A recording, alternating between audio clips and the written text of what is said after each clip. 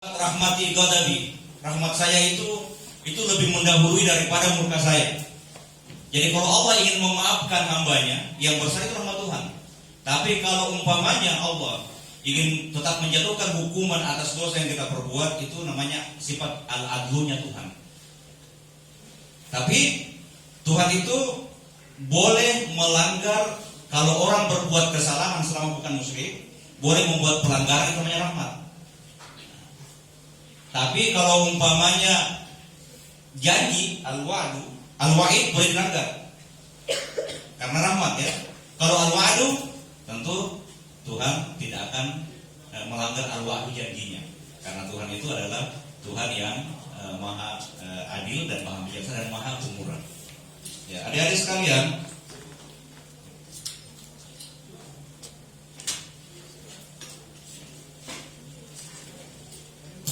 jadi kita langsung aja ya.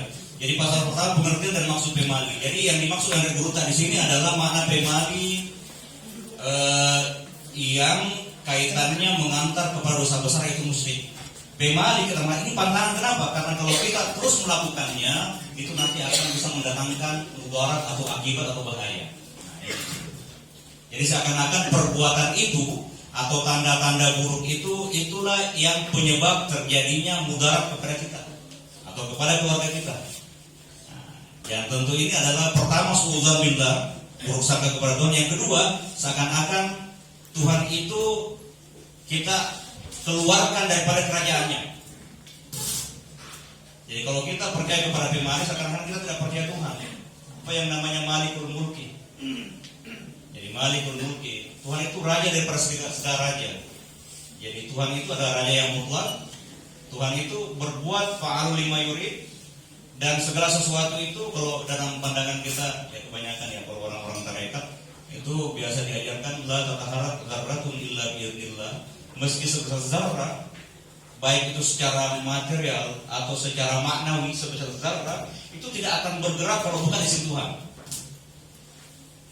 Dan itu harus dipaham karena semuanya ini bersumber dari tuntunan Al-Quran dengan hadis, bahwasanya tidak ada yang memberi manfaat dan tidak ada yang memberi mudarat kecuali Allah. Dalam Al-Quran, yang tasqallahu bidurin fala kashifa lahu illahu wa yamsasuka bi khairin fa huwa ala kulli syai'in qadir. Kalau kamu yamsasukallahu bidurin, Tuhan memberikan cobaan, ada dur, ada mudarat, tidak ada yang mengangkat mudarat itu kecuali Tuhan sendiri. Karena kenapa? Tuhan yang mendatangkan sebagai ujian. Mendatangkan kebaikan juga. Wa yamsasuka bi khairin fa huwa ala kulli syai'in qadir. Allah itu Maha Kuasa. Nah, jadi ini yang harus dipahami. Oke, saya kira yang pertama ya. Jadi di sini Guruta tidak menjelaskan tentang mana al-tiara atau mana at-tasya'um, apa-apa. Jadi kalau kita mana al-tiara itu diambil kalau secara bahasa dari at-tayr, burung. Kenapa? Karena ini kembali kepada kebiasaan orang jahiliyah. Jadi orang-orang jahiliyah zaman dulu itu kalau ingin keluar itu namanya cari tasya'um, cari tanda-tanda. Nah, kalau mau keluar dia pakai tiara dulu. Jadi harus dibedakan dulu tiara dengan tasya'um ya. Tiara dulu. Jadi kalau mau keluar, ini kan belum mengatakan ini baik atau ini jelek. Ada burung, memang dipelihara burungnya mungkin atau pergi beli. Dipaksa, ditaruh di tempat. Kalau burungnya terbang ke kanan, tanda-tanda bagus. Tapi kalau burungnya ke kiri, tidak jadi deh. Nah, kan kita paham ya, orang-orang Arab jahiliyah zaman dulu itu kalau berdagang bukan di tempat. Nah, jadi kita baca surah Al-Quraisy. Jadi mereka melakukan perjalanan. Ya, baik dari Mekah ke Syam atau mungkin dari Mekah ke Yaman. Itu kan perjalanan jauh. Jadi kalau mau perjalanan jauh bukan di tempat, kita harus tiara. Jangan sampai kita keluar ini jadinya rugi kan, atau di tengah jalan kita dapat penyamun kan, itu kan bahaya. Nah, tapi kalau umpamanya tandanya burungnya terbang ke kanan, insya Allah saya selamat pulang balik dalam perjalanan perdagangan ini. Dan yang kedua, nanti insya Allah akan mendapatkan untung. Jadi seakan-akan tanda-tanda burung itu yang menjadi nanti itu mana tiara. Tapi kalau begitu, di mana hubungannya dengan at-tasya'um? At-tasya'um kalau berbahasa Arab artinya asy'umu. Jadi itu kondisi kejiwaan, kondisi perasaan, ada rasa pesimis, khawatir akan terjadinya satu bahaya yang mana bahaya ini akan menimpa kita kalau kita melakukan sesuatu. Nah, contoh tanda-tanda tasya'um ya. Kalau tiba-tiba ada burung gagak, pernah dengar suara burung gagak? Kak, ya. Dan itu sampai sekarang masih terjadi ya. Kadang orang bilang kalau ada burung gagak bersuara itu tanda ada orang mati. Atau paling tidak burung gagak itu dilambangkan sama orang-orang bahwa burung gagak ini, makanya dalam bahasa itu burung gagak diartikan kadang diartikan dia kalau al-qaqa juga atau al-buraq. Kadang dia al-buraq, kadang juga kakak, karena kakak itu kan ikut ke saya tadi. Kalau al-buraq ya begitu, karena dengan adanya burung gagak ini orang jadi iktirab, menjadi aneh sendiri, menjadi harus mengasihkan diri. Jangan kita kerja ini. Jadi dengan mendengar suara burung gagak umpamanya, dalam ini berarti ada tanda-tanda berbahaya. Nah, kalau begitu jangan. Makanya khair. Padahal tidak ada hubungan sebenarnya ada suara burung gagak atau tidak ada suara burung gagak. Jadi itu yang harus dipaham. Jadi makna itu tadi makna at-tiyarah dengan makna tasya'um. Nah sekarang tadi sebelum kita melangkah kepada pembahasan yang kedua, tadi dari contoh yang kita berikan, kita harus paham bahwa ada pemali yang dilarang, yang tadi contohnya tadi ini, yang tiara dengan tasya'um. Nah, tiara ada contoh dari orang Arab zaman jahiliyah dan Nabi sudah melarang itu at-tiara syirkum. Ambil burung kemudian dibiarkan terbang kanan atau kiri, itu musyrik. Kemudian tasya'um itu contoh kalau mendengarkan suara burung gagak atau kalau umpamanya malam hari ada suara burung hantu, album atau alham. Nah, itu juga tasya'um. Contoh tasya'um lagi dari zaman jahiliyah itu contoh sampai sekarang bahkan berpengaruh Indonesia. Katanya contoh kalau bulan Safar, Rabu terakhir bulan Safar, hari nahas. Bahkan Rabu terakhir setiap bulan Hijriah itu adalah hari-hari nahas. Padahal itu sebenarnya tidak ada dasarnya. Tidak ada dasarnya. Bahkan kalau kita kembali kepada ini hadis ya, la tasubbu dahra fa Allah. Namun jangan tasubbu, jangan mengecam, jangan ini ada tahun atau masa. Masa itu berarti kalau bulan atau hari bagian daripada masa. Karena masa itu adalah Tuhan. Maknanya apa? Masa ini adalah tajalliyat, manifestasi wujudnya Allah. Dan masa ini tidak punya kekuatan apa-apa. Kekuatan semuanya di dalam genggaman kekuasaan Allah Subhanahu wa Ta'ala. Jadi kalau kita mengatakan hati-hati bulan Safar atau hati-hati setiap Rabu terakhir, nah berarti ini kita berarti ada akidah kita harus diperbaiki. Jadi itu pemali, itulah bahasa Arab tiara atau tasya'um, dan bahasa kita pemali yang dilarang. Saya pernah menemukan ya satu contoh kasus. Kalau di kampung kita kalau orang sudah meninggal, itu biasa kalau sudah 40 hari ada tradisi kita pasang nisannya kan, pasang nisan. Saya tanya kenapa belum dipasang nisannya ini? Nah, belum dibuat. Maka kok sekarang dipasang ini? Ini sudah lebih, sudah berapa bulan? Ada sepupu saya yang hamil besar. Jadi gimana katanya kalau dipasang nanti bisa jadi 2 bulan. Tidak ada hubungannya itu. Jadi tidak ada nafi, tidak ada dhar kecuali Allah Subhanahu wa Ta'ala. Dan inilah yang sebenarnya menjadi tantangan. Nah, tapi yang contoh yang pertama tadi, contoh jangan duduk di atas bantal, jangan ini, jangan kalau sudah maghrib masuk pemali, tidak boleh main-main kalau sudah maghrib. Ya kan nanti kamu diambil setan, umpamanya kan bahasa orang tua begitu. Sebenarnya ini pemalinya di sini bukan pemali karena musyrik. Pemali ini dia kata pemali pantangan, tapi dalam artian mengajarkan kepada kita etika. Contoh, jangan kita kalau narekoman rekinasen, jangan makan pakai pak tongkok. Kadang itu, kan? Nanti kamu jadi pasang pusiri. Tahu pasang pusiri kan? Contoh, itu sebenarnya pemalinya di sini bukan pemali karena haram. Pemali dalam artian ini mengajarkan kepada kita etiket, mengajarkan moral. Kan tidak bagus kita makan pakai penutup makanan. Kadang itu penutup panci kita pakai makan. Jangan makan pakai piring kecil nak, pemali nanti kurang rezekimu. Nah, contoh banyak sekali. Sebenarnya tidak ada hubungan rezeki, karena ar-raziq huwallah. Yang memberikan rezeki, al-mu'ti, al-mani, yang menahan rezeki huwallah. Cuma di saat orang tua kita mengajarkan jangan makan, itu kan etiket, tidak beradab itu kalau orang makan pakai piring kecil. Contoh lagi kalau makan, jangan diangkat-angkat benda kalau makan. Ada lagi itu pemalinya. Nah, cuma di sini karena bahasanya arah pemali ini diarahkan kepada anak-anak yang umurnya masih kecil. Nah, tentu kita pakai standar apa yang diajarkan Rasulullah, khatibun nas ala qadri uqulihim. Kalau ngomong sama orang ya sesuaikan standar pemahaman mereka. Jadi anak-anak kecil kalau kita mengatakan tidak boleh begitu, itu kurang ajar, itu kan belum paham. Tapi kalau kita dengan bahasa menakut-nakuti, nanti kau begini kita langsung paham. Hanya yang menjadi permasalahan sampai dewasa dibawa-bawa dan menjadi kepercayaan. Kalau sebenarnya niatnya bagus. Nah, makanya perlu penjelasan lebih lanjut kepada anak-anak sebenarnya. Jadi benar tidak musyrik, tapi juga berbahaya kalau dia menjadi kebiasaan dan menjadi keyakinan. Kalau sebenarnya di antara pemali itu ada yang nuansanya itu mengarah kepada adab. Jadi pemali yang adab itu hanya kita tahu ini mengajarkan kepada kesopanan. Tapi kalau pemali mengatakan saya tidak mau ini karena ini bahaya, nah inilah yang musyrik, karena seakan-akan ada yang mendatangkan manfaat, ada yang mendatangkan bahaya selain Allah Subhanahu wa taala. Itu jelas ya. Oke, nanti yang kedua, ini bukunya buta tipis sebenarnya. Ini tebal karena di belakang ada bahasa tulisnya kan, literasi. Asal usul pemali. Nah, tadi kita sudah jelaskan ya. Jadi tiara tasya'um itu memang asalnya dari jahiliyah. Tadi sudah dijelaskan juga makna tiara itu. Sebenarnya kalau kita kembali ke apa yang berlaku di kampung kita,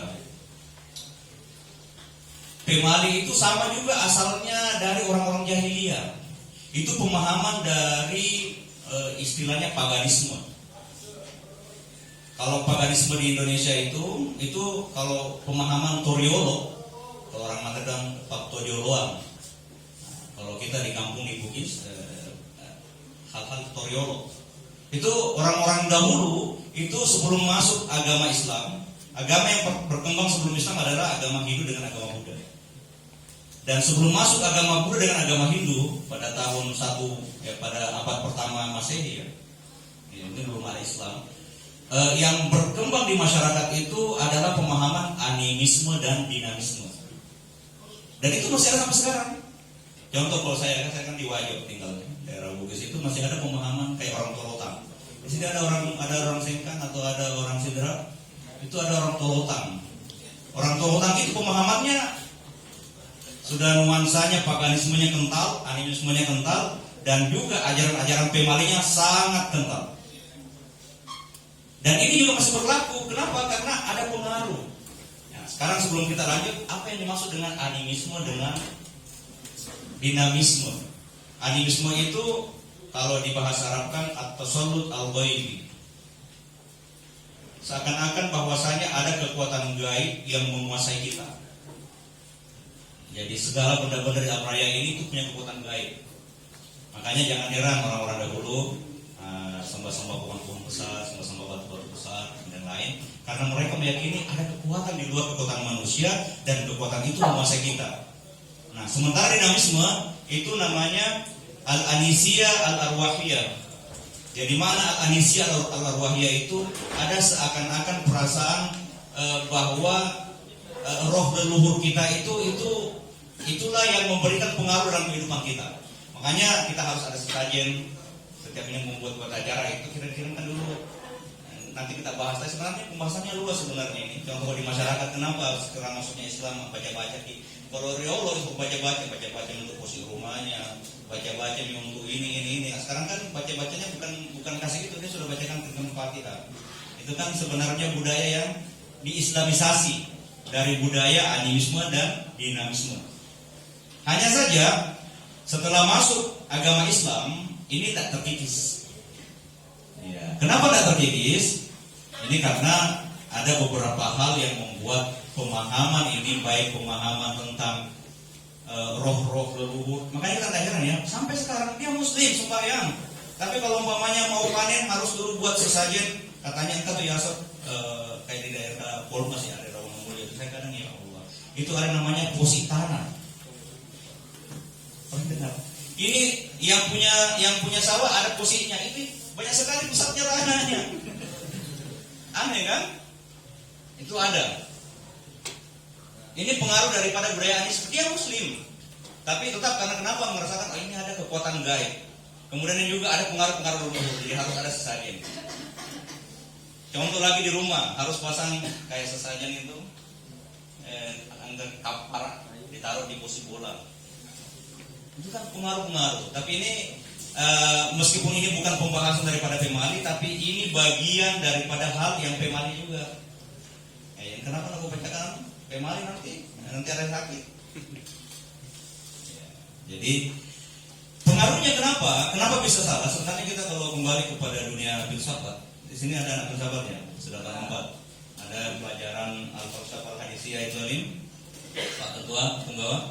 Itu ada dalam open organumnya Francis Bacon. Itu diajarkan kalau kita bahasa Arab di kampus itu ada 4 macam, ada auham. Pertama auhamul naw, auhamul jinsi, yang kedua auhamul kahfi, yang ketiga auhamul sub, yang keempat auhamul masrah. Auham itu kekeliruan, wahmun kan? Wahmun itu sebenarnya sesuatu yang tidak jelas. Dan kekeliruan inilah yang membuat kerangka berpikirnya salah, akhirnya membuat natijah atau hasilnya salah dalam menarik konklusi kesimpulan.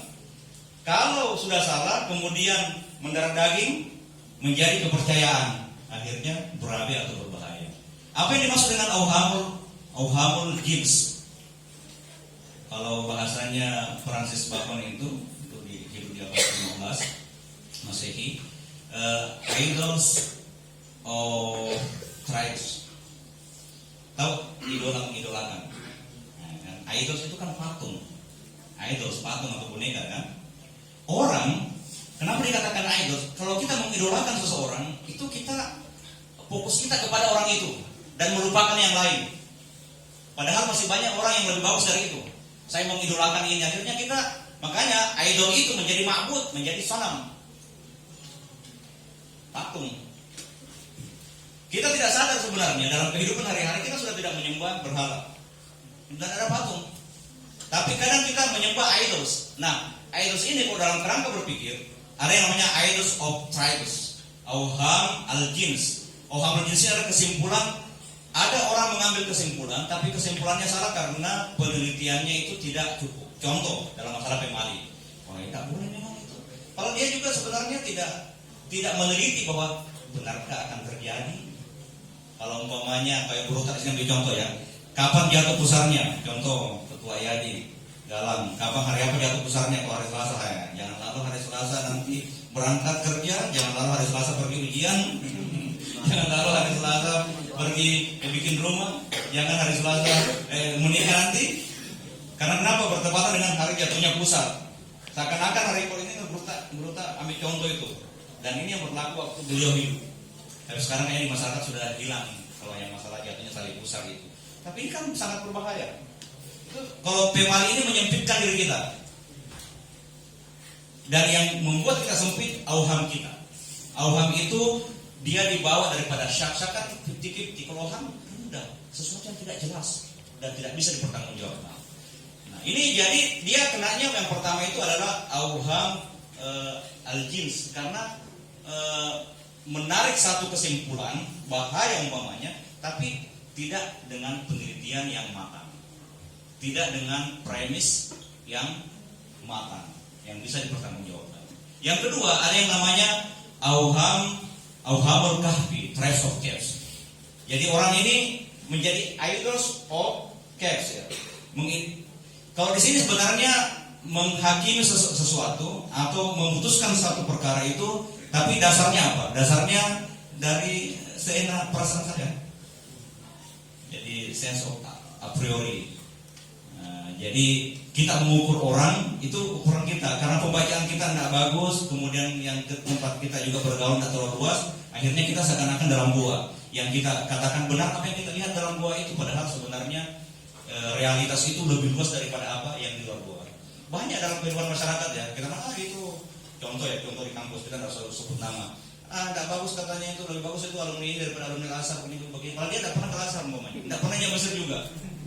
Alasannya kenapa? Contoh ya, contoh kasus ini kan dalam masyarakat. Kalau alumni ini katanya baca turas, jelas baca turas, Pak. Salah itu, Pak. Karena Anda tidak pernah ke Al-Azhar, Anda di dalam goa Anda. Jadi seakan-akan, dan ini juga contoh kalau dalam hal pemali, ini haram karena kenapa? Dia terkungkung di dalam goa keyakinannya itu. Nah, yang ketiga yang berbahaya, yang membuat kenapa susah dicabut ini, makanya perlu ada obat Rasul dengan warasatul anbiya untuk mencabut yang pemahaman yang salah ini. Kalau kata Francis Bacon itu, ada yang namanya idols of market. Jadi ohamsu, opini umum. Iya, karena satu kampung bilang pemali, bilang begitu pemali. Padahal kan tidak ada kenyataannya. Memangnya pernah ada orang jatuh besarnya hari ini, kemudian dia kerja, memangnya dia celaka hari itu? Enggak, opini saya tidak mau coba, nanti saya menjadi kelinci percobaan. Dan yang terakhir, yang membuat kenapa pemahaman orang itu salah dan membuat kalau dia mendarat daging menjadi keyakinan yang salah, ada yang namanya auhamul masrah, jadi idols of theater. Mana masrah di sini kadang kan kalau ada aktor ya, aktor kan dipuja-puja bintang utama, menjadi dogma atau menjadi mitos. Ya karena si Ano bilang begini, si Pua ini bilang begini, Pua itu kan guru-gurunya yang orang animisme dan semua itu, Pua namanya. Ya, kalau guru-guru agama kita tidak mungkin ada syekh yang mengajarkan hal yang begitu. Ada mungkin, tapi itu bukan syekh mengajarkan kepada Allah, tapi itu syekh yang lain. Ya. Nah, itu sebenarnya asal usul pemali. Jadi semua bersumber dari kekeliruan berpikir, kemudian dari berpikir menjadi masuk ke hati menjadi keyakinan, dan itu yang menjadi salah. Nah, sekarang bahaya pemali. Kalau Guru Tak mengatakan ya bahayanya di dunia. Kenapa di dunia? Ya kalau di dunia, ya, di sini dicoba di halaman kelima itu adik-adik, dia akan mempersempit kehidupan dunia dan bisa merusak. Contoh, Guru Tak berikan contoh ya bahaya pemali. Pertama, contoh petani. Karena kebetulan tali pusarnya jatuh atau orang tuanya meninggal pada hari Selasa, harusnya ini sudah dipanen hari Selasa, enggak hari ini.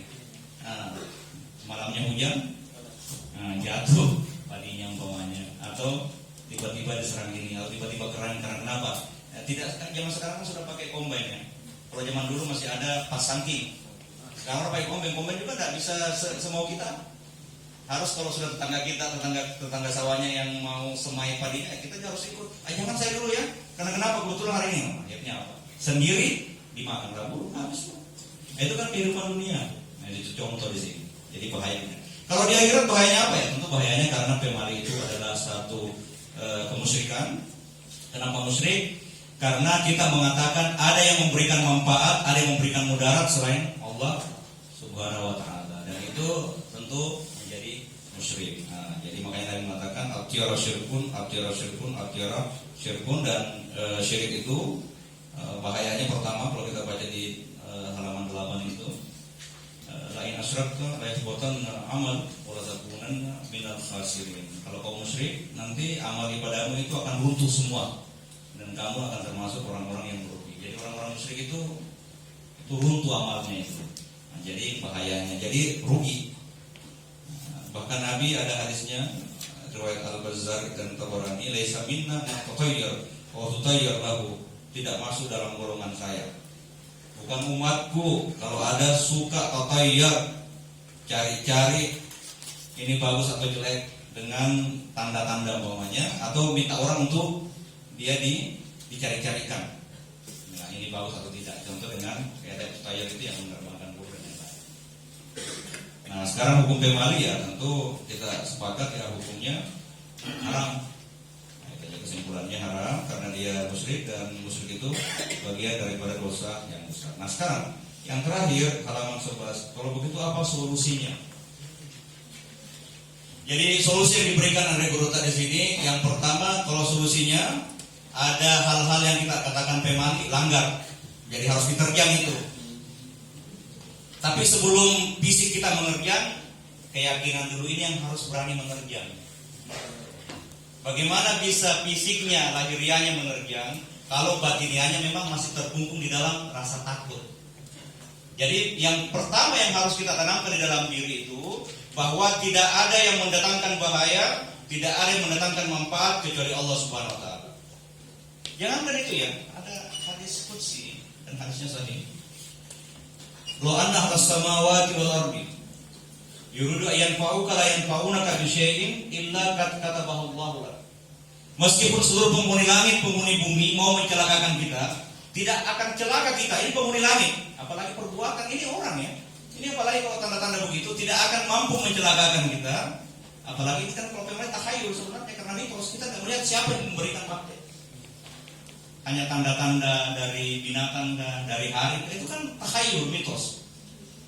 Nah, makanya Nabi mengatakan, jangankan mitos, hal-hal yang dilihat saya dengan mata kepala ingin mencelakakan kita, seluruh penghuni langit, penghuni bumi tidak akan mampu mencelakakan kita, meskipun mereka sepakat, kecuali hal itu sudah ditulis, ditetapkan oleh Allah Subhanahu wa taala. Nah, jadi kita harus paham bahwasanya pemegang kendali segala sesuatu adalah Allah. Walau anna ahlas samawati wal ardi yuridu ayyan fa'u la yanfa'unaka bi syai'in illa qad katabahu Allah lak. Meskipun seluruh penghuni langit, penghuni bumi mau memberikan kita kesenangan, kebahagiaan, mau menyelamatkan kita, mau memberikan manfaat, tidak akan sampai manfaat, kebahagiaan dan keselamatan itu kalau memang Allah sudah tulis kita akan celaka.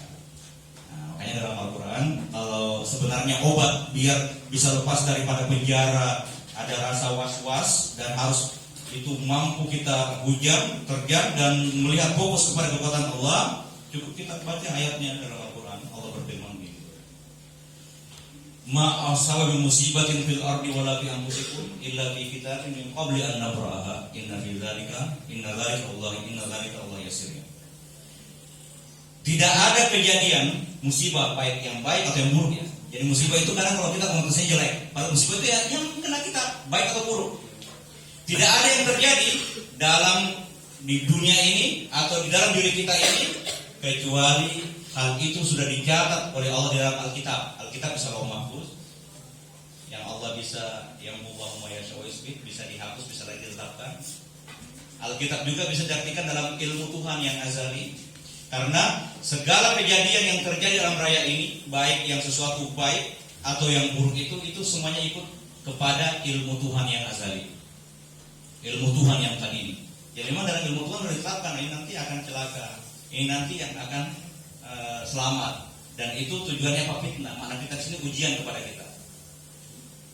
Jadi semuanya tertulis min qabli an nabraha, sebelum kita istilahnya implementasikan, sebelum kita jadikan dia di dunia atau di dalam diri kita itu. Dan itu mudah bagi Allah. Tujuannya kenapa Allah memberitahu kita rahasia ini? Likaila ta'saw ma fatakum, agar kita tidak terlalu putus asa kalau umpamanya kita mau ini tiba-tiba tidak dapat. Jangan putus asa karena memang sudah ditulis begitu.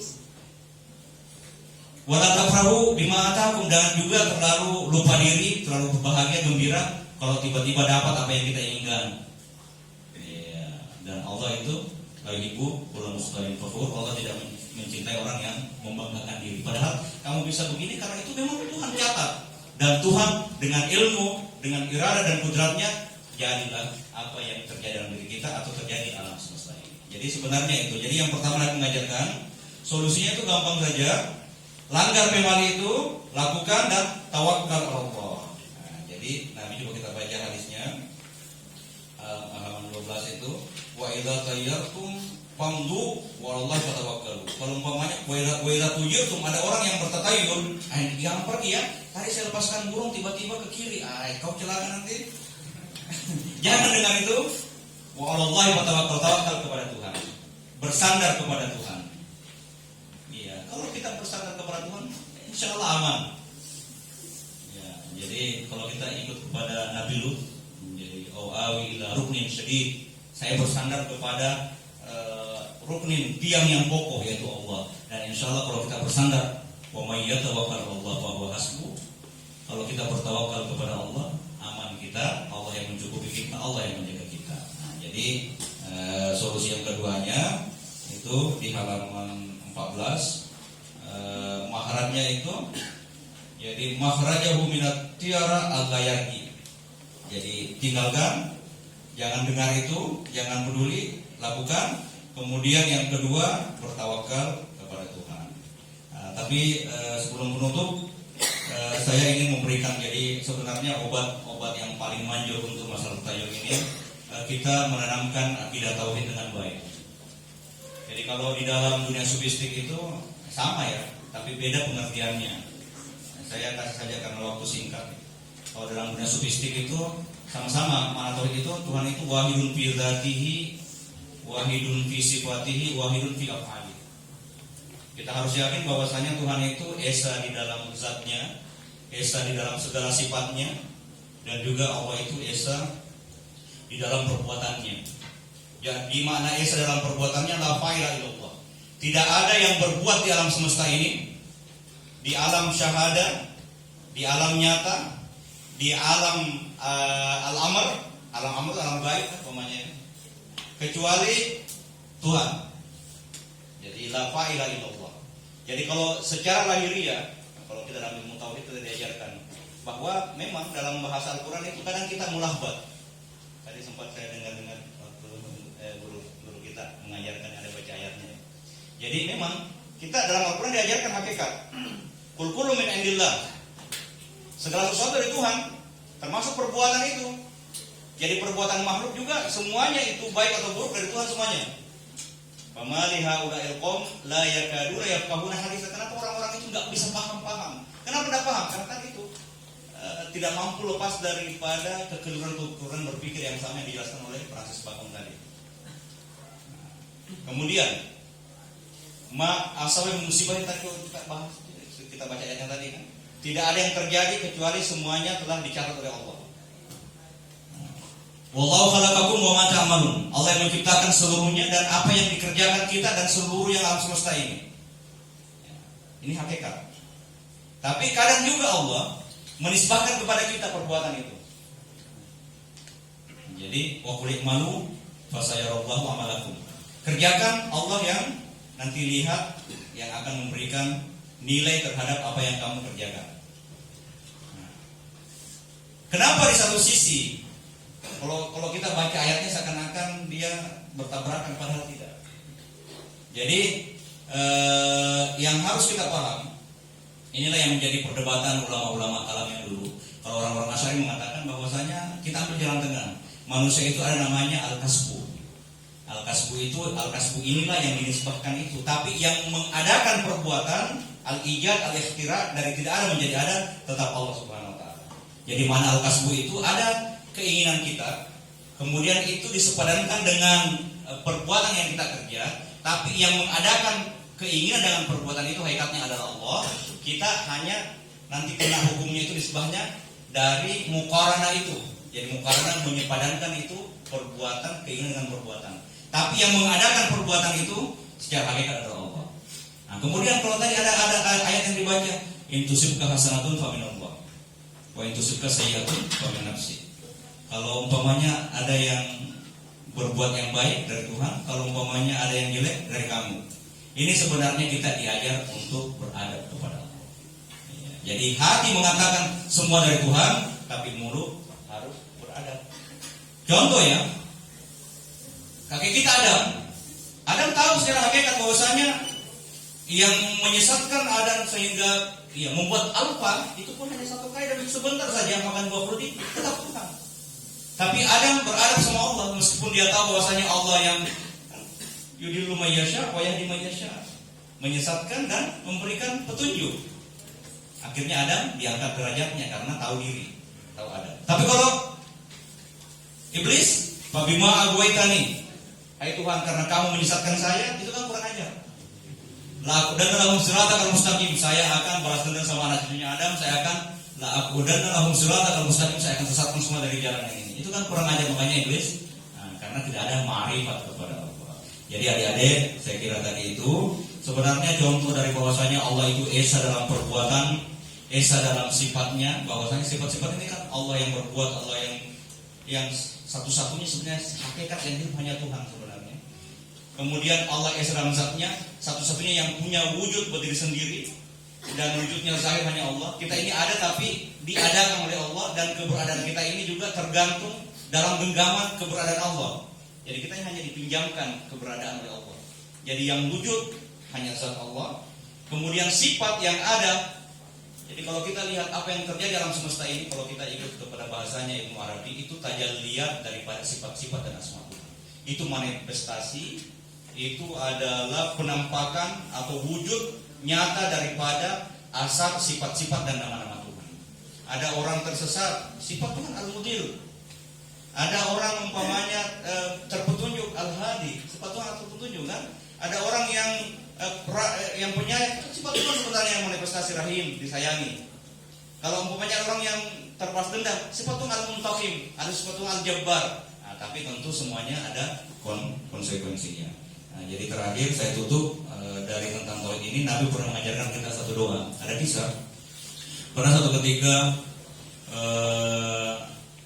ibunda kita, Sayyidah Aisyah tidur. Kemudian anak ittaqattu Rasulullah.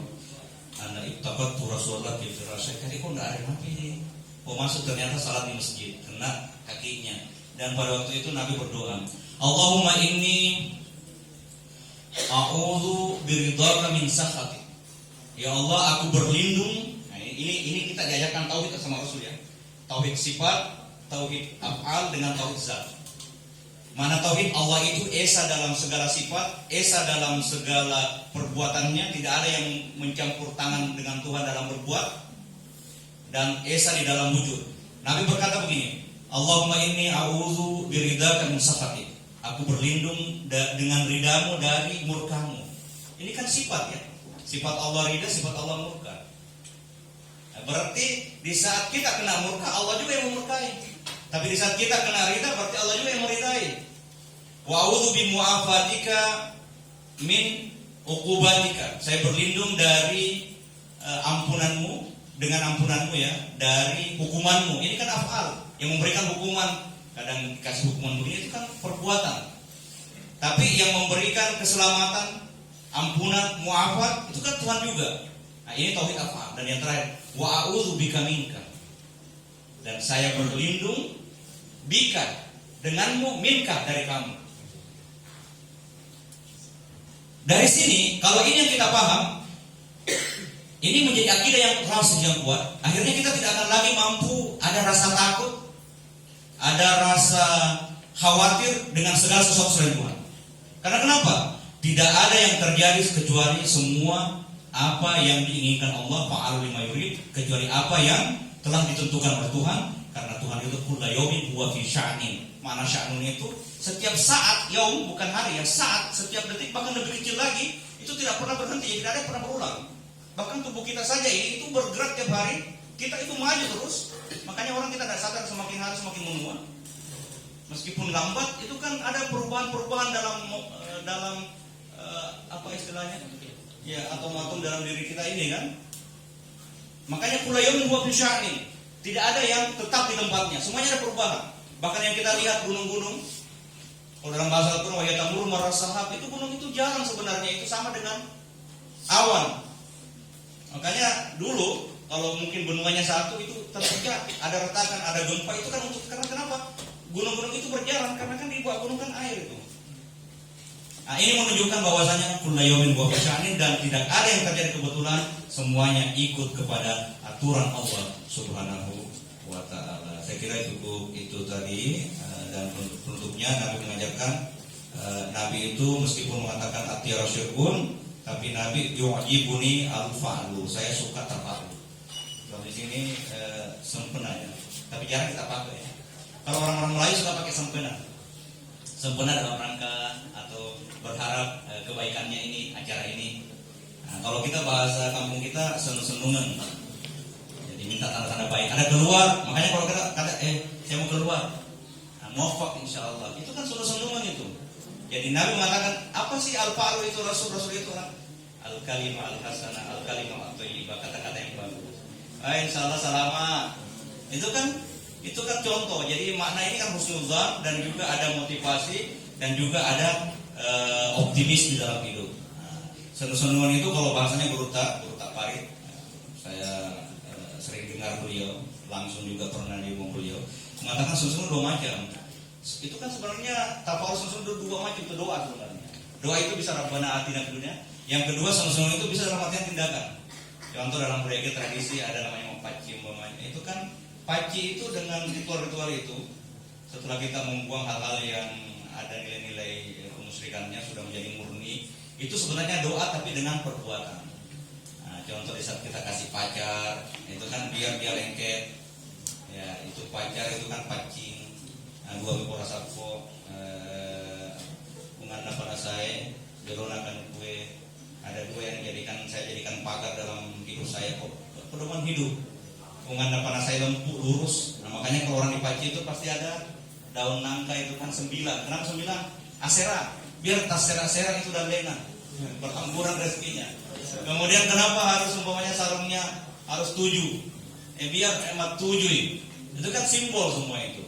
Itu doa dan itu juga masuk dalam kategori tafa'ul dan ini disukai oleh baginda Rasul. Tafa'ul bisa dengan kata-kata yang baik. Kita keluar tiba-tiba ketemu Abdul Hamid, Abdul Salam, salam anak, ketemu Abdul Salam. Tapi kalau tiba-tiba ketemu dengan yang tidak bagus, kan tidak ada juga namanya orang asyik kan. Ketemu banyak orang yang pincang, orang yang buta, tidak ada hubungannya dengan tasya'um, jalan saja karena ketemu dengan orang. Apa boleh buat kalau memang takdirnya ditakdirkan Tuhan bincang makanya satu. Atau umpamanya dia pincang, tidak ada hubungannya dengan kehidupan kita hari itu. Saya kira cukup demikian dari mohon maaf ya, pembahasannya agak monoton. Lebih dan kurangnya mohon dimaafkan. Wassalamualaikum warahmatullahi wabarakatuh.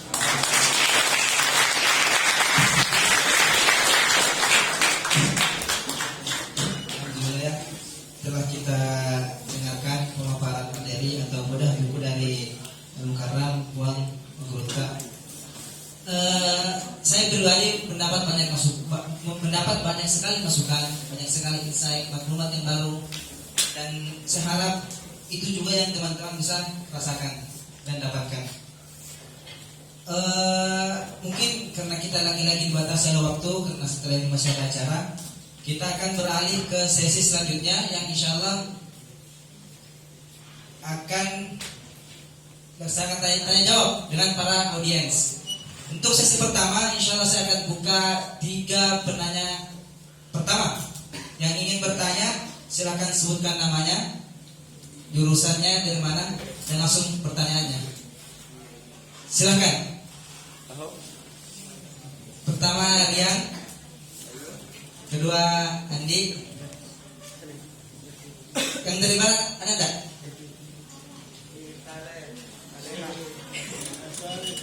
Oke, yang ketiga Umi. Oke, yang pertama dulu Rian, silakan. Tolong berdiri, perkenalkan namanya, dari kuliah apa, dan langsung tanyakan pertanyaannya. Oke, silakan.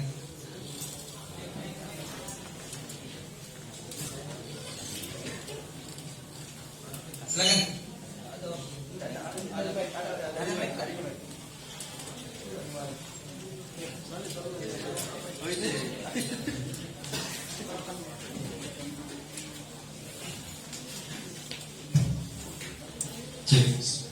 Assalamualaikum warahmatullahi wabarakatuh.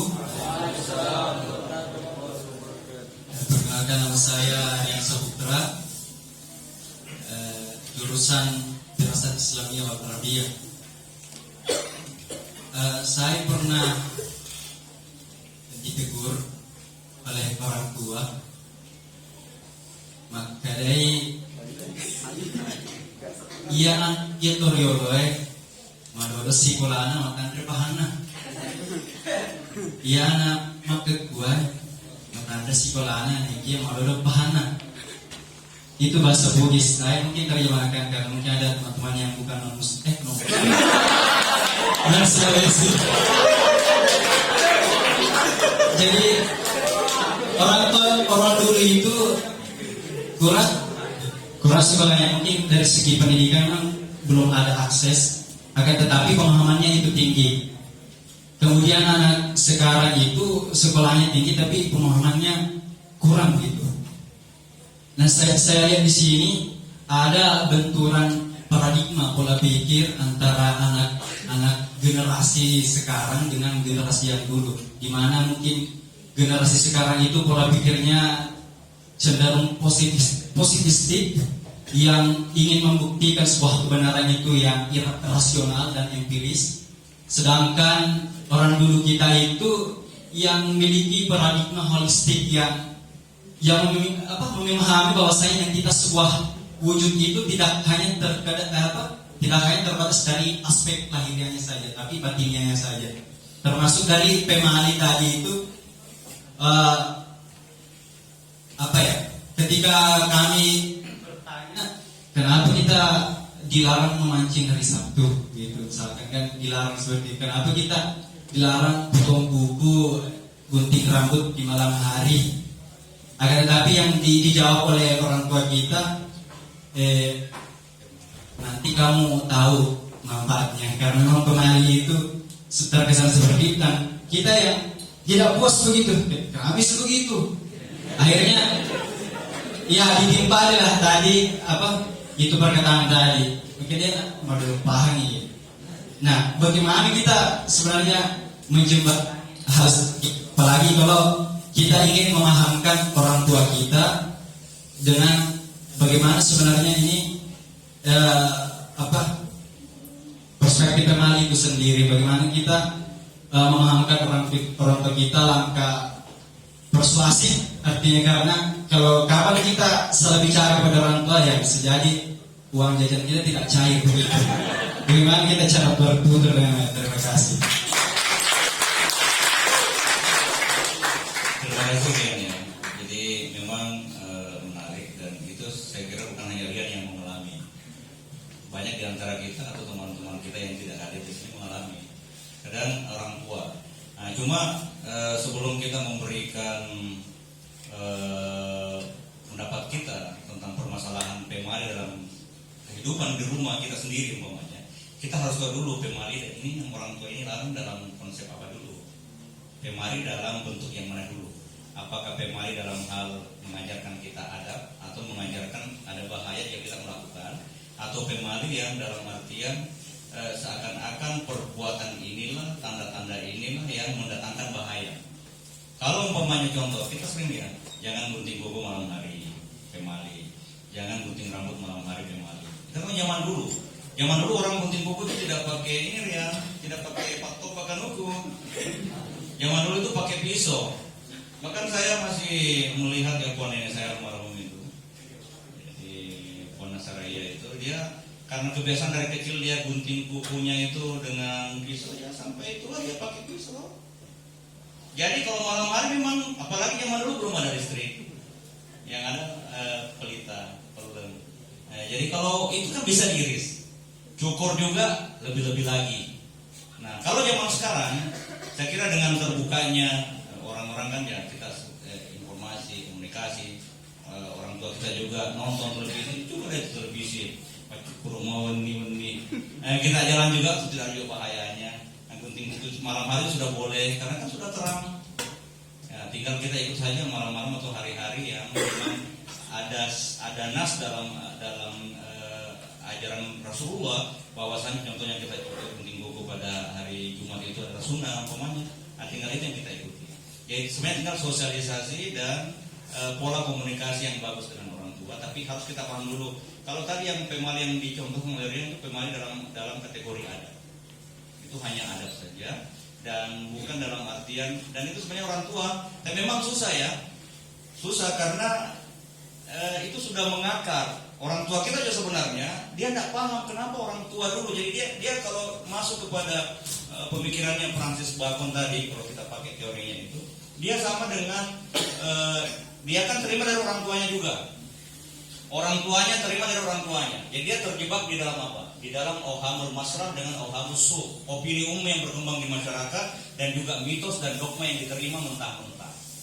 Nah, makanya zaman sekarang, insya Allah sebenarnya kalau anak sekolah ini, orang tua juga di saat memberikan menjustifikasi kita, ya nasa untuk makoko yang sekolah matandri sekolah anak makura pahana, itu sebenarnya dia secara tidak langsung orang tua kita itu terjebak di dalam dogma auham yang tadi itu. pertama, oham yang kedua tadi itu, ohamul kahfi.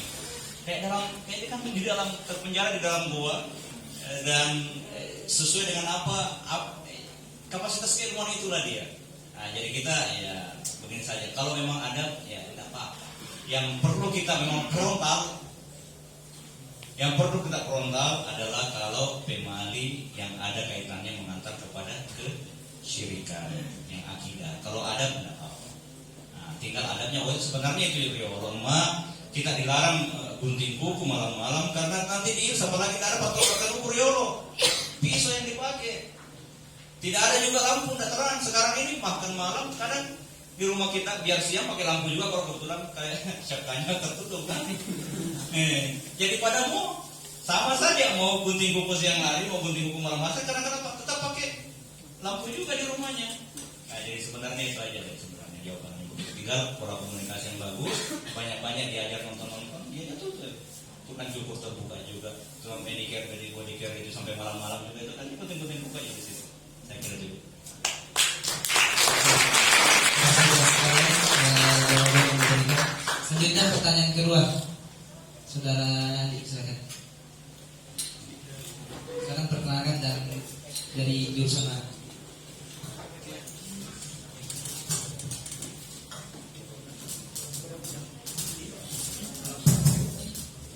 Bismillahirrahmanirrahim. Assalamualaikum warahmatullahi wabarakatuh. Perkenalkan, nama saya Aryandi Syafri, jurusan Tafsir wa Ulumul Quran. Saya juga berasal dari Kabupaten Sidrapur. Pertanyaan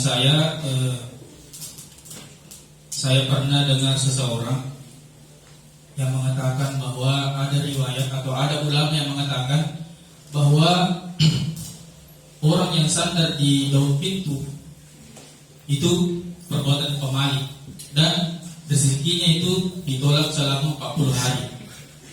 Kemudian yang kedua, orang yang menjemur sampai pagi itu juga perbuatan pemaling karena di malam hari itu banyak jin. Kalau masalah ini masuk akal. Yang tidak masuk akal itu menurut saya, ketika kita sandar daun pintu maka rezeki kita ditolak selama 40 hari. Nah, itu bagaimana? Terus yang kedua, di kampung saya sering melihat orang tua kita membakar setiap malam Jumat. Orang tua kita itu membakar sabut di bawah tangga. Mungkin itu sebagian terjadi. Apakah ini termasuk pemaling atau gimana?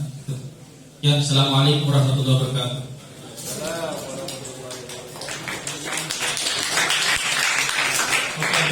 Menarik ya pertanyaannya. Yang pertama tadi sebenarnya kalau yang contoh kasus ini kan langsung contoh kasus ya. Kemudian dari contoh kasus ini bagaimana kita menyikapi, dan tentu di saat kita menyikapi kita harus bijak. Mana bijak itu ya harus tengah-tengah moderat. Baina tatarruf wa tatrif wal ifrat ya. Nggak boleh berlebihan condong ke kanan, nggak boleh juga condong ke kiri, tengah-tengah. Jadi contoh ya, kalau kita ambil contoh kasus yang pertama, jangan katanya sandar di daun pintu nanti. Sebenarnya sudah benar, ada adab di situ, ada bahaya. Sandar daun pintu kan bisa jatuh nanti kan. Kurang rezekinya, bukan rezekinya akan celaka. Sebenarnya larangan karena berbahaya, dan khususnya pemaling ini kebanyakan kepada anak kecil yang memang sudah mumayyiz tapi akalnya belum balik, belum bisa mencerna apa bahaya. Tapi kalau kita mengatakan dengan bahasa nanti kamu dari rezekimu, ini kan anak-anak kan. Jadi sebenarnya pemali kita terjebaknya di sini. Pemali itu sebenarnya tidak semuanya membawa kepada kesyirikan. Kebanyakan membawa kepada hal-hal pantangan yang sampai berbahaya buat anak kecil. Contoh bersandar di daun pintu. Tapi di saat orang tua menambahkan, nanti rezekimu 40 hari, itu kan sudah berlebihan, tidak ada dasarnya. Tidak ada dasar. Jadi kita ini ya taraktufikum amrayn, contoh di rumahnya masatu bihima kita Allah wa sunnah Rasul. Kita sebenarnya begitu sebagai pelajar muslim. Simple sekali. Saya meninggalkan kepada kalian dua hal. Selama kalian berpegang, ya kalian tidak akan tersesat. Al-Quran dengan hadisnya. Di saat bersandar sebenarnya di situ adalah mengajarkan hati-hati. Cuma di sana ada tambahan kata itu. Jadi sebenarnya perlu sosialisasi. Nah, juga perlu penegasan apa alasannya kenapa 40 hari, siapa yang bilang. Nah, contoh kan nanti respon balik ya. Terus yang kedua contoh tadi yang contoh kasus jangan menjemur sampai ini kembali, alasannya kenapa nanti. Memang ya jangankan dijemur, digantung saja baju, tidak dilipat. Ada hadisnya Nabi kan. Hati-hati yang biasa gantung bajunya. Bukan cuma cewek-cewek, kita juga cowok-cowok harus digantung juga juta-juta. Makanya kenapa Nabi mengajarkan kepada kita kalau pakai baju apa doanya? Alhamdulillah kasani nada, warasakani, menggere borim ini wala quwwah. Kenapa kita harus baca itu atau baca bismillah dan tayammum? Karena kalau kita menggantung pakaian itu tidak dilipat, itu ada jin yang masuk ke dalam. Itu ada jin. Dan jin itu kan halus ya. Jin itu jangankan di luar, di dalam rumah saja. Jangankan di rumah. Setiap kita ada karinnya. Di aula ini ada juga jin yang bersama kita.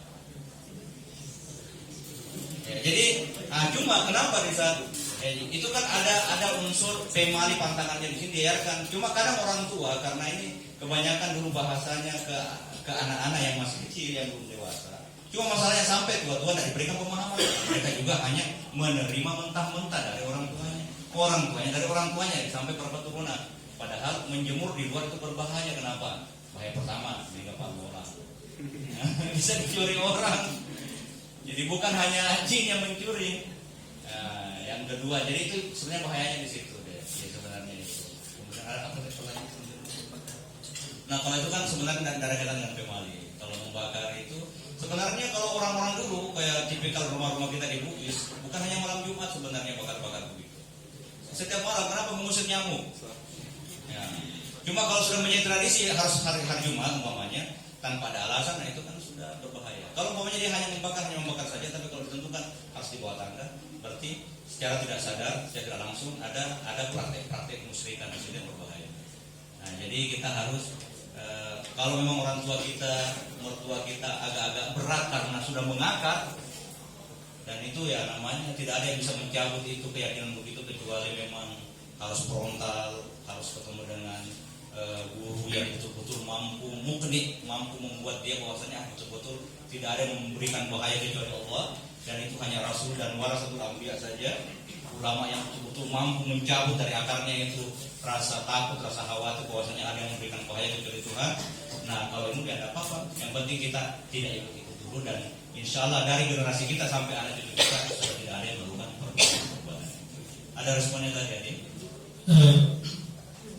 Ibu, yang menjadi permasalahan bagi saya di sini yang mengatakan orang yang sadar di dalam pintu itu bukan orang dulu yang mengatakan, tapi kalam ulama. Jadi saya dengar orang ini adalah Ustaz seorang dai di Indonesia. Ya kalau begini kan kita jangan terjebak dalam dogma, dalam auhamul masrah, karena ada tokoh yang mengatakan. Ya, jadi undur maqal wala tandur maqal. Jadi itu bisa dipakai dua perspektif. Undur maqal wala tandur maqal. Kalau perspektif yang pertama, kalau orang jahat itu tapi ngomong baik, cari makanan ngomong baik. Tapi suka sini, itu belum tentu kan? Karena kita juga kadang ada sekarang dai, kita juga belum paham betul bagaimana kemurnian akidah mereka. Nah, kadang masih dia dai tapi sebenarnya dalam praktek-praktek keseharian juga masih melakukan praktek-praktek yang sebenarnya ada pelanggaran-pelanggaran dalam Islam, baca-baca kursi bola, misalnya dai juga yang begitu. Nah, tapi alhamdulillah kalau kita di dalam tarekat Salawatiyah sama itu kita frontal ya. Tidak ada sejak orang masuk Salawatiyah tidak ada baca-baca kursi bola. Itu harus frontal karena itu kan bagian daripada kemusyrikan. Nah, jadi begitu. Jadi sebenarnya itu tadi alasannya. Jadi kita kembali Al-Quran dengan Sunnah saja.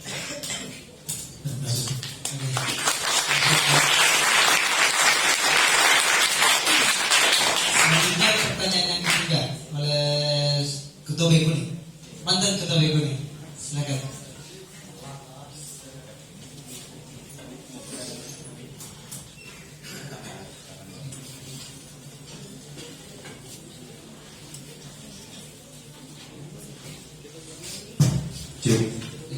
Sorry ya, silakan. Tabir, Bismillahirrahmanirrahim. Terima kasih atas kesempatan bertanya dari Kandar Yusuf, dan nashkurukum syukran katsiran Murabbi qalbi wa Ustazil Karim Burda Nabi Muhammad. Jadi Tabirin, pertanyaan saya sebenarnya sedikit banyak berhubungan dengan pertanyaan yang sudah ditanyakan oleh saudara Dian dan saudara Andi.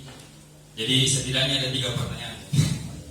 Pertanyaan pertama, bagaimana kalau kita mengamalkan sesuatu yang dianggap pemali, tetapi hati kita dan keyakinan kita itu tetap berkeyakinan bahwa Allah Subhanahu wa taala yang dengan izinnya lah terjadi segala sesuatu. Jadi tetap ada iktifak di qulubina. Kemudian pertanyaan yang kedua, bagaimana cara kita sebagai mahasiswa Azhar yang nantinya akan turun di masyarakat, bagaimana cara kita bersikap terhadap masyarakat? Karena pengalaman saya di Indonesia, apalagi di wilayah tempat saya tinggal, yang adat budaya itu benar-benar sangat dipegang oleh masyarakat. Sehingga yang ingin saya tanyakan, bagaimana cara kita bersikap? Kemudian pertanyaan yang ketiga ini yang agak keluar dari pembahasan utama, yaitu pemali, tapi sedikit banyak tadi sudah dibahas terkait dengan bahwasanya tidak ada segala sesuatu yang terjadi di dunia ini kecuali melainkan izin Allah. Jadi yang saya pernah baca nih di Muqarrar di Akidah Filsafat, ada pemahaman humanisme, sebuah pemahaman yang muncul di zaman-zaman Renaissance yang berpahaman bahwa manusia adalah pusat, sehingga manusia dengan dirinya sendiri bisa menyingkap dan bisa melakukan banyak hal. Yang ingin saya tanyakan adalah bagaimana dalam pandangan agama ini, apakah ini tidak bersebelahan dengan pemahaman kita bahwasanya tidak ada sesuatu yang terjadi kecuali atas izin Allah? Sekian, terima kasih atas kesempatan bertanya.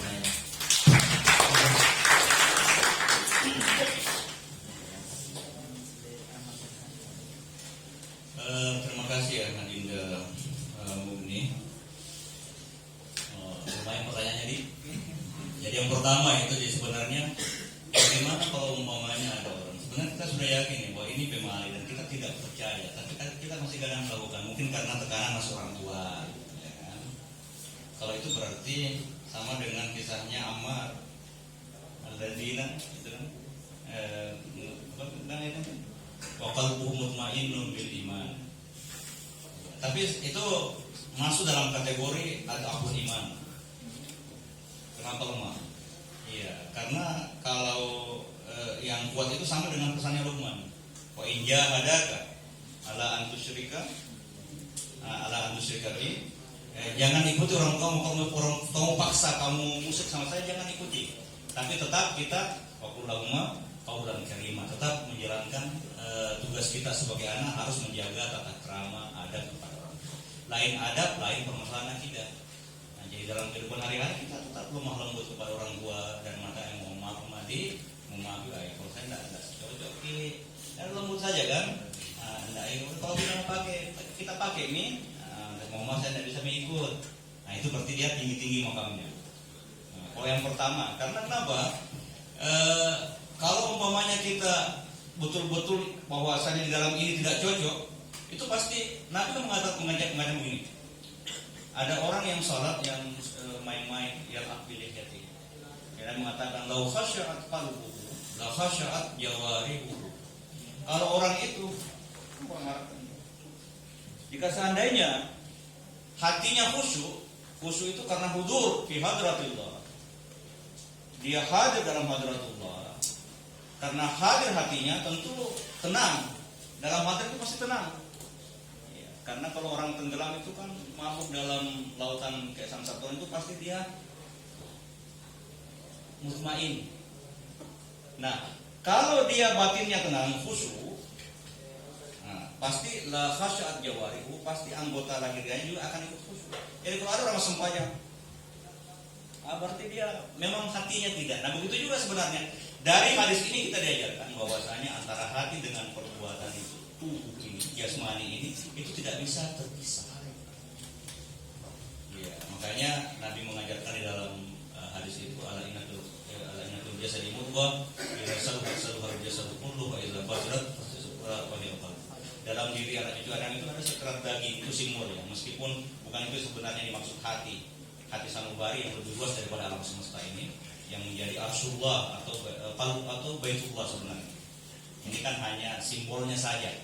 Tapi Nabi menunjuk itu di dalam diri kita ada sekerat daging. Kalau sekerat daging itu bagus seluruh lahir batin. Kalau memang pertama akidahnya bagus, pasti lahirnya tidak akan berbuat hal-hal yang buat pelanggaran. Kecuali illa man ukriha wa qalbuhu mutmainnun bil iman. Orang tua kalau tidak ikut saya, pokoknya kan biasa ada ancaman orang tua kan, atau ancaman di masyarakat. Kalau kita tidak kuat ya udah. Tapi harus ada usaha untuk bisa masuk sedikit demi sedikit. Jadi jangan langsung menyerang begitu saja. Nah, itu yang pertama, ya.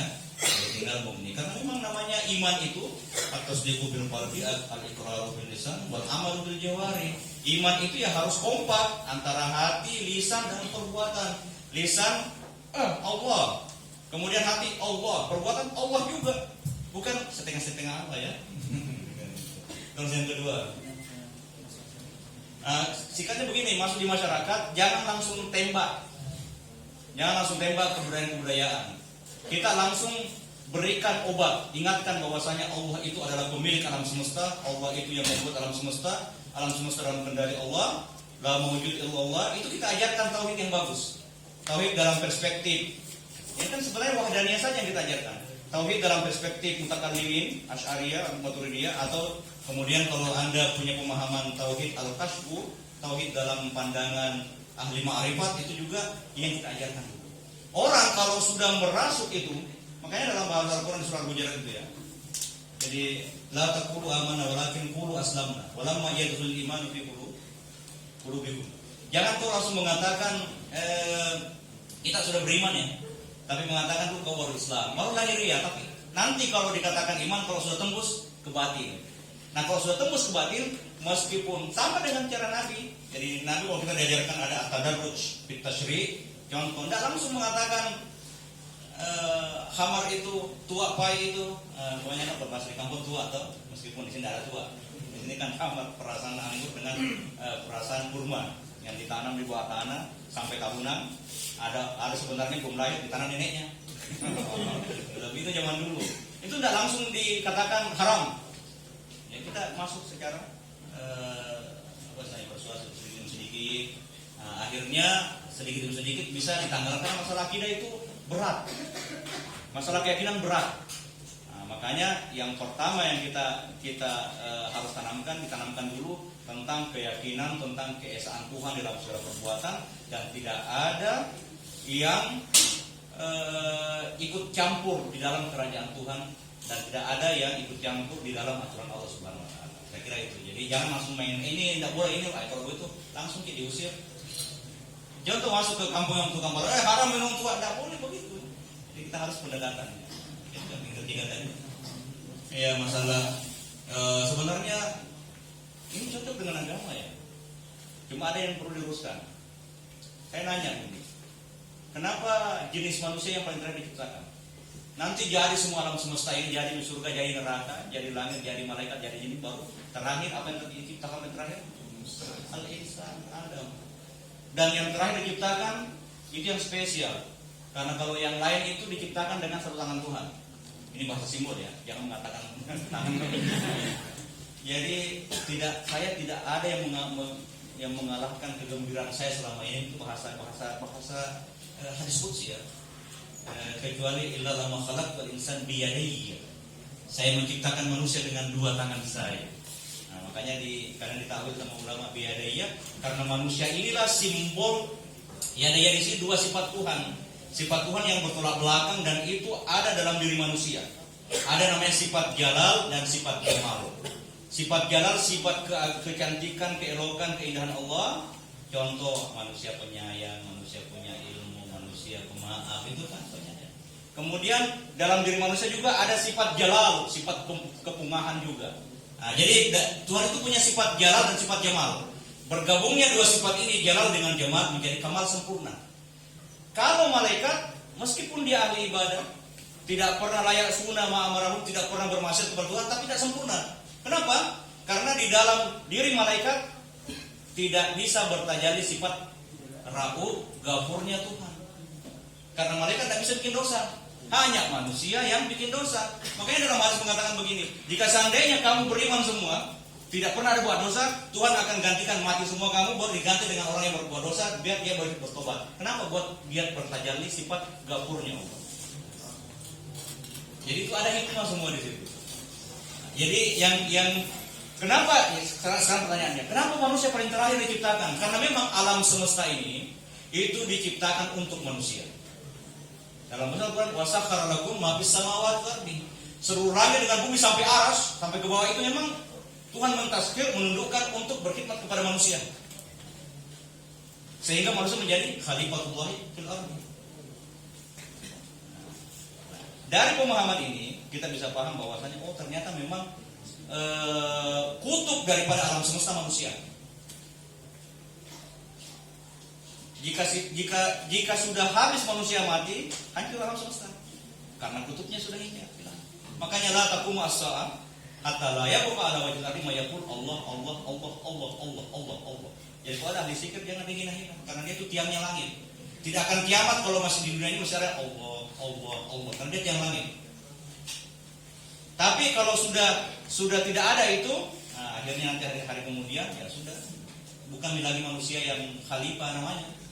Dia sudah bermuka manusia, tapi sebenarnya dia adalah binatang dalam wajah manusia. Itu makanya sudah kiamat dunia.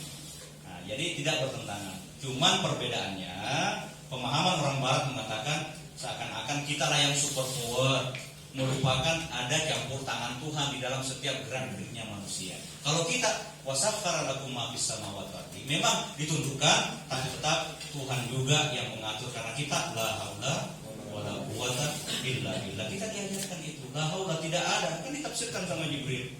Waktu itu mengatakan la haula wala quwwata illa billah. Nabi mengatakan kalau tak paham itu maknanya la haula. Masa kita tidak tahu la haula tidak ada kemampuan untuk menolak perbuatan dosa. Ditambah lagi kalau kita bisa mengiaskan untuk menolak bahaya masuk ke diri kita. Wala quwwata tidak ada kemampuan untuk berbuat ketaatan atau kemampuan untuk mendatangkan kebaikan, kecuali semuanya karena dari Allah. Itu kan dari manusia itu semua. Ya, jadi. Dan mau lebih kecil lagi, tujuan sebenarnya diciptakan alam semesta adalah untuk menciptakan khalifah insan kamil, khalifatul ardi, yaitu qutbul wujud Sayyidina Rasulullah sallallahu alaihi wasallam. Sebenarnya itu tujuan diciptakan alam semesta adalah untuk Nabi. Makanya la ilaha illallah Muhammad Rasulullah tertulis di atas arsy, di surga juga tertulis. Kenapa? Tujuannya memang. Dan kita bersyukur kenapa ada manusia untuk Rasulullah diciptakan di situ. Dan kita bersyukur karena kita ini fisik kita meniru bentuk fisik Rasulullah. Kepalanya mim, tangannya ha, pusatnya mim, kakinya dal Muhammad. Kalau kita salah, Ahmad yang kita buat. Kita bersyukur karena kita insan. Dan kita lah manusia yang paling sempurna.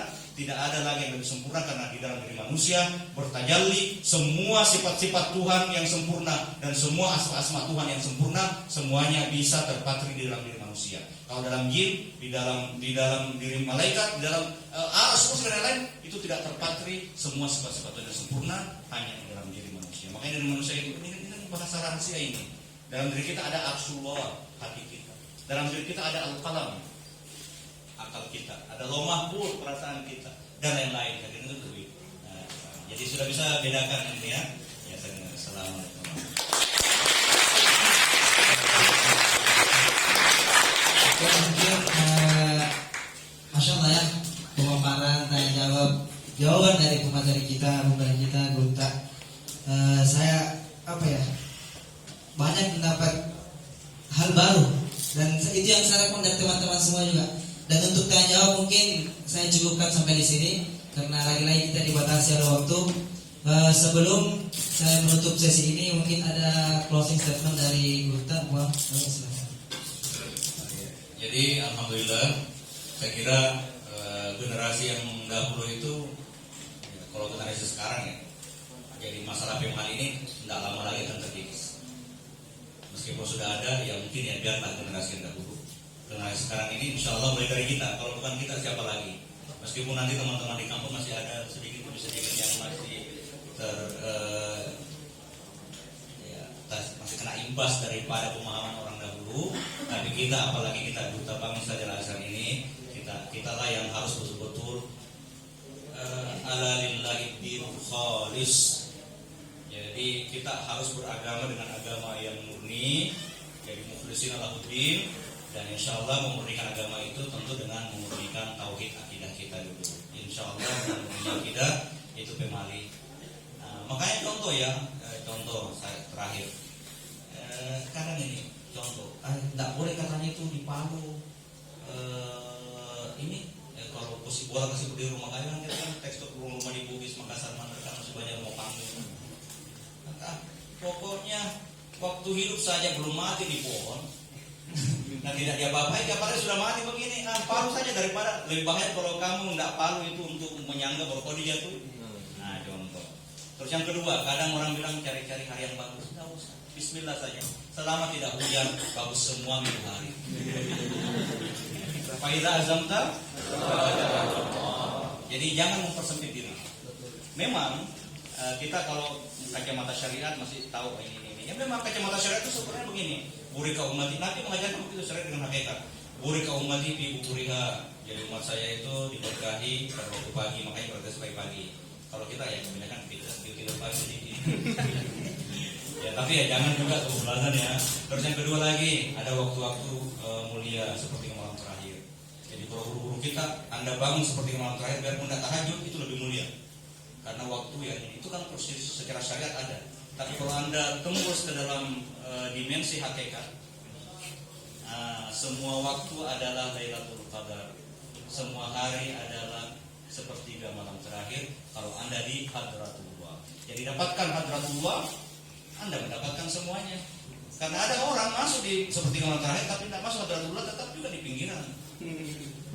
Ya, jadi itu tadi. Jadi kita mari perbaiki akidah kita, mumpung Al Azhar yang mempunyai ilmu, jangan sampai kita menjadi seperti anak ayam mati di lumbung pandan. Saya kira cukup itu ya. Assalamualaikum warahmatullahi wabarakatuh. Mungkin sekian dari sesi bedah buku kita kali ini. Saya pribadi sebagai selaku moderator mohon maaf atas segala salah kekurangan yang saya lakukan sejak tadi. Dan terima kasih kepada panitia dan jajarannya yang telah memberi kesempatan kepada saya pribadi untuk memimpin acara ini. Sekian, Allahumma salli ala Assalamualaikum warahmatullahi wabarakatuh.